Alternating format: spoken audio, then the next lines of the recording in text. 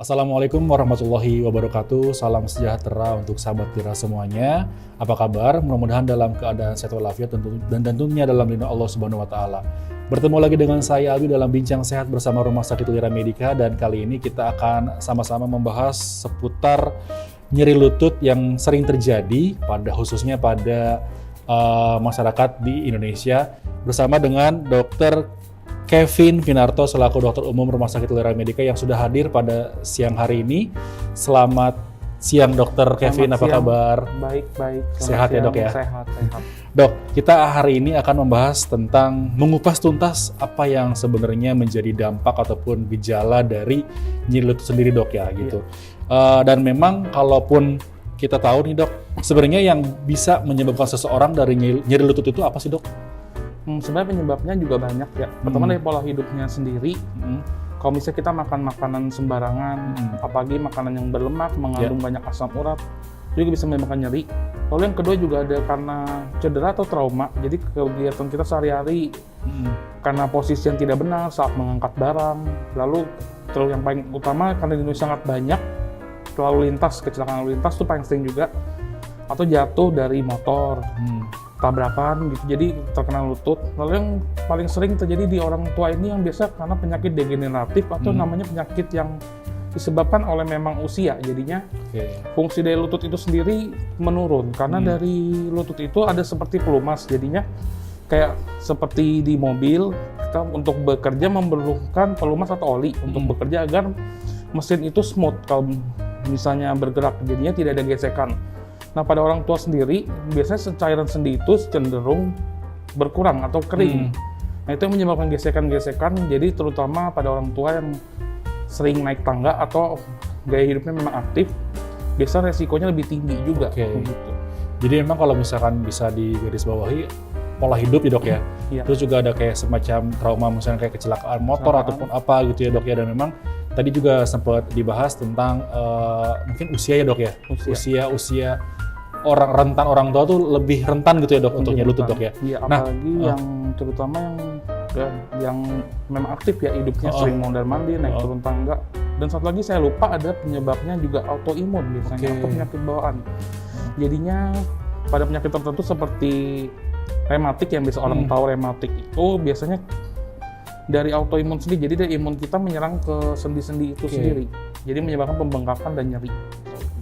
Nah dok, kalau kita bicara mengenai gejala dari seseorang itu terkena dengan nyeri lutut, itu biasanya apa dok yang dirasakan? Biasanya lututnya nyeri. Yang paling pertama sih, biasanya ada bengkak juga. Bengkaknya itu tergantung, kalau misalnya biasanya karena asam urat dan lainnya, itu biasa bengkaknya kemerahan. Terus biasa kalau diraba itu teraba panas jadinya. Dan rasa sakitnya itu biasa terus-menerus, waktu istirahat pun tidak hilang. Masih terus terasa nyeri gitu ya dok? Rasa nyeri seperti ditusuk-tusuk terutama. Itu biasanya karena pola makan, biasanya karena asam urat terutama. Kalau misalnya karena trauma itu biasanya nyerinya memberat kalau kita melakukan pergerakan atau aktivitas. Jadi kalau misalnya ada aktivitas, kerasa baru nyeri gitu ya dok ya? Biasanya nyeri bertambah, sama juga kayak yang disebabkan oleh usia atau osteoartritis yang kita kenal, biasanya penyakit usia tua yang memang sering nyeri-nyeri saat jalan, terutama naik tangga, membungkuk, pas saat mau ambil barang di lantai jatuh, memang sakit sekali itu. Nah, kalau kita bicara mengenai faktor resiko dok, sebenarnya ada nggak sih faktor resiko dari nyeri lutut sendiri kalau dibiarkan gitu dok? Wah, kalau faktor resikonya ada, terutama ke kualitas hidup, karena nih nyeri lutut ini sangat mengganggu sebenarnya. Betul. Memang awalnya itu cuma nyeri-nyeri biasa aja.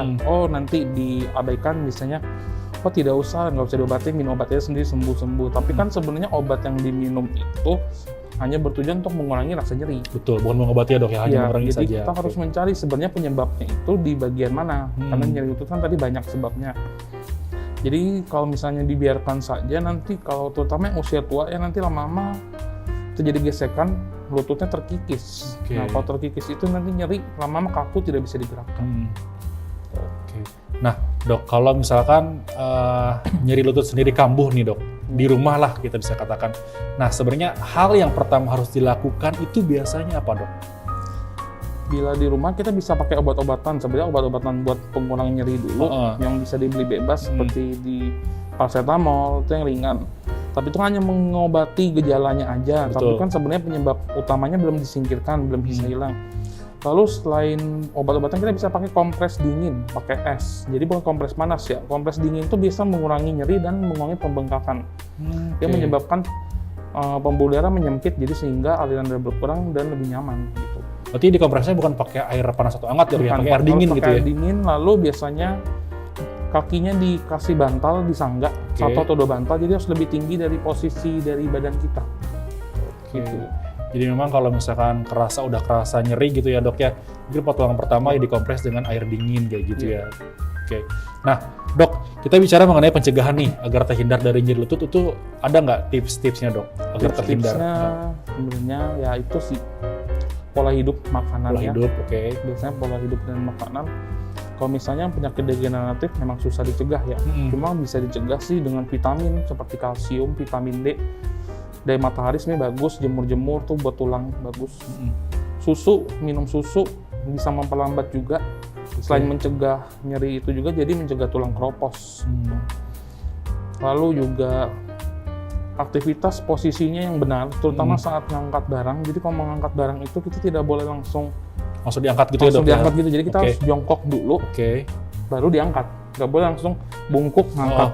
Jadi kasihan juga, lututnya sakit, punggungnya ikut sakit. Jadi kaget gitu ya dok ya? Iya benar, kasihan juga makanya. Nah dok, mungkin sahabat Lira semuanya nih yang punya riwayat nyeri lutut, terus tiba-tiba pengen nih gitu ya, ada konsultasi ke Rumah Sakit Lira Medica. Nah biasanya tindakan dokter itu pertama kali kalau misalnya ada pasien dengan penderita nyeri lutut tuh apa yang dilakukan dok biasanya? Biasa kita tanyakan dulu penyebabnya apa, terutama kalau misalnya habis jatuh misalnya, kalau misalnya jatuh kita bisa arahkan ke poli bedah tulang atau ortopedi, itu buat pasien-pasien trauma. Kalau misalnya tidak ada riwayat trauma, kita bisa arahkan ke penyakit poli saraf atau poli penyakit dalam. Kalau dari poli saraf kita bisa lihat ada nggak penyakit degeneratifnya, lalu dari poli penyakit dalam itu bisa kita lihat ada nggak penyebab-penyebabnya seperti kolesterol, asam urat, dan lainnya. Nah kalau di Rumah Sakit Lira Medica sendiri dok, ada nggak layanan yang khusus untuk memang fokusnya itu ke nyeri lutut dok? Memang ada. Untuk yang biasa kita bisa lakukan itu, kalau misalnya untuk meringankan nyerinya dan memperlancar mobilisasi dan geraknya itu, dapat kita fisioterapi. Jadi fisioterapi dapat diberikan misalnya seperti sinar infrared atau diberikan radiasi, lalu diberikan seperti struman listrik atau TENS, jadi itu bisa mengurangi nyeri-nyeri. Lalu kita juga ada sebenarnya baru ini poli manajemen nyeri ya, khusus untuk anestesi. Nah itu bermanfaat sekali menurut saya sebenarnya. Buat orang-orang yang nyeri lututnya dan tidak bisa dioperasi atau sulit sekali dioperasi, bisa kita manajemen nyeri dengan memberikan obat-obat suntikan. Lalu juga bila penyebabnya usia karena kekurangan pelumas di sendi lututnya itu sendiri, kita bisa berikan suntikan. Biasanya yang melakukan tuh dokter ortopedi.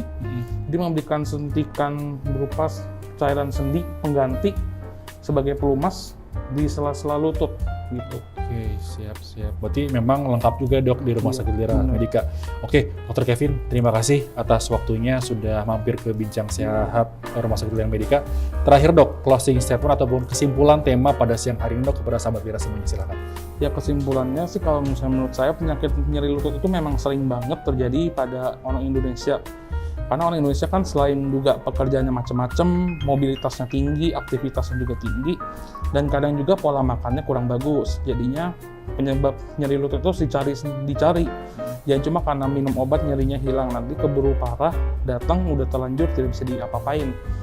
Jadi kalau bisa ada nyeri lutut, misalnya habis terjatuh atau pola makan tidak benar, sebaiknya segerakan konsultasikan ke poli kami.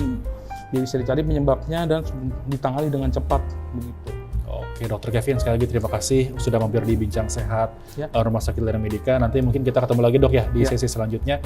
Sahabat Lira semuanya, itu tadi pembahasan seputar kupas tuntas nyeri lutut bersama dengan Dr. Kevin Pinanto, dokter umum dari Rumah Sakit Lira Medica. Dan untuk sahabat Lira semuanya yang ingin bertanya, langsung saja tulis di kolom komentar. Nanti kita akan bahas bersama-sama dengan Dr. Kevin di episode selanjutnya. Terakhir, layanan terbaik untuk Anda dan keluarga, ke Lira aja. Lebih dekat, lebih aman, bersih dan juga nyaman. Saya Abi beserta Dr. Kevin pamit undur diri. Sampai jumpa di bincang sehat selanjutnya. Wassalamualaikum warahmatullahi wabarakatuh.